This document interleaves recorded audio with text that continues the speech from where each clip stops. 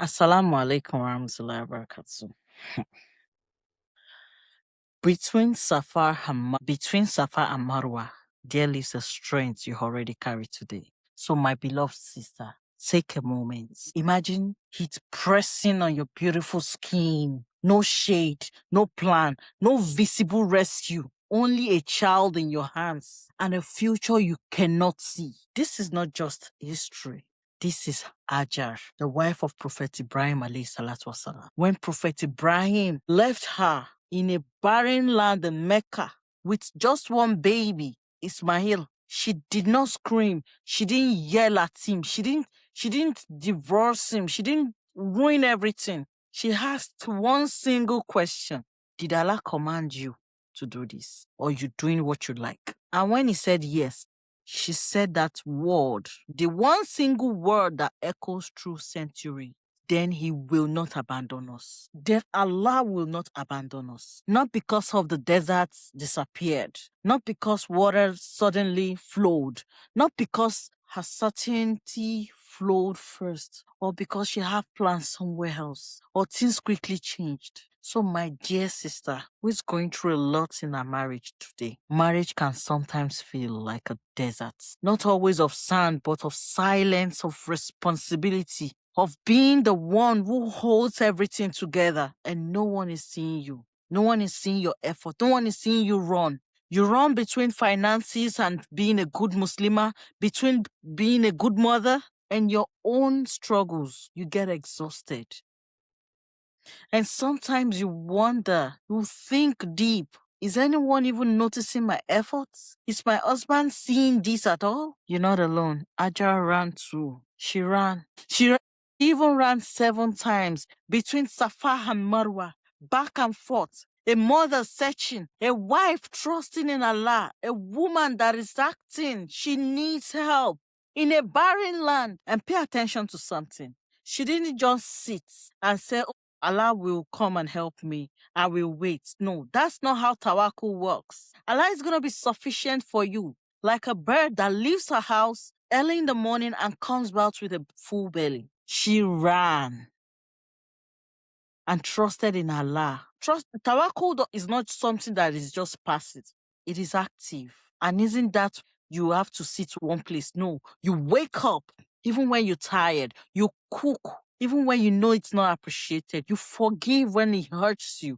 You hold your tongue when hunger shows up. You are running your own Safa and Marwa if you're in this situation. And sometimes you think nothing is happening.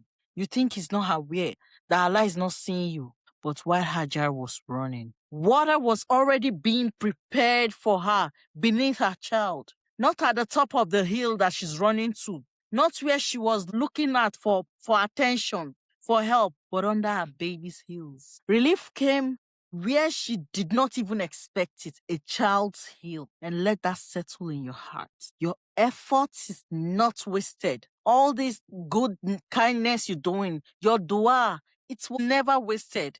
Your patience is never unseen. Allah said it times without numbers in the Quran. And Zamzam did not just appear because she panicked. No. Zamzam appeared because she combined tawakkul with action. And today, women walk between the hills. Millions of people have drank from that water.